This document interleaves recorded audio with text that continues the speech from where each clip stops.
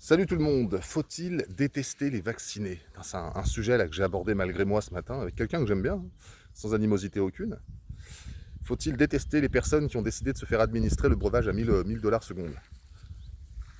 Alors, selon moi, c'est contre-productif, c'est débile, c'est aussi bas que ce qu'ont fait certains V en disant ouais, de toute façon, vous n'aurez plus accès au restaurant, vous n'irez plus au cinéma. Oh, tu sais, si c'est pour aller manger une sous-catégorie de culture food américaine dégueulasse pour un prix exorbitant en pleine phase d'inflation, en pleine période d'inflation. Non, c'est pas. Je veux dire, même tu me donnes le privilège, tu me fais 50%, j'y vais pas, tu vois.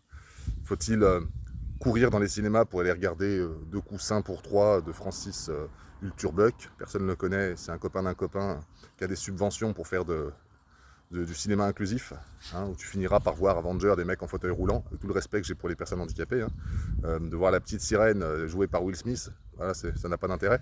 Donc non, je ne vais pas me battre pour retourner dans ce système, entre guillemets, mais en vouloir aux personnes qui se sont fait abuser, qui ont été abusées, qui ont vécu du chantage, cette catégorie de Français, je la soutiens évidemment. C'est pas, je peux pas m'opposer à eux, ils ont été dupés. Tu vois, on est dans un système diabolique et le diable a fait son œuvre.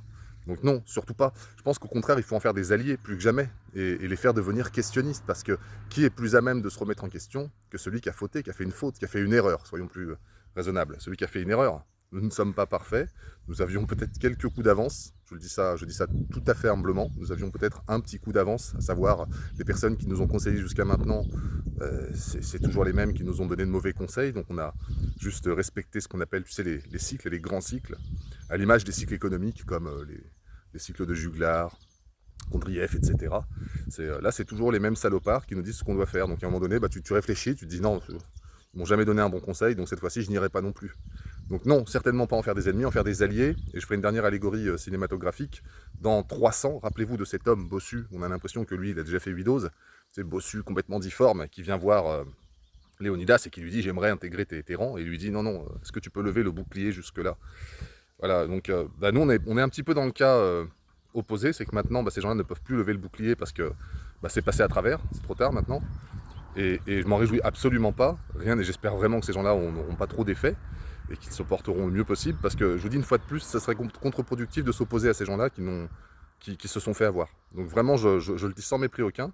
Et malheureusement, donc, on voit à l'image de ce film, donc ce fameux personnage dont j'ai oublié le nom, vous me le direz certainement en commentaire, tout bossu, tout voûté, qui n'arrive pas à lever le bouclier, donc qui met en danger toute la phalange, eh ben, il finit par aller bosser chez les Perses. Bon, il n'a plus d'honneur, c'est confirmé par Yves Lecoq. Voilà, donc faisons-nous des alliés plutôt que des ennemis, on a assez d'ennemis au sein même de notre pays, donc bah, courage à tous, voilà. Courage aux personnes qui se sont fait administrer, puis aux autres. Allez, bonne journée.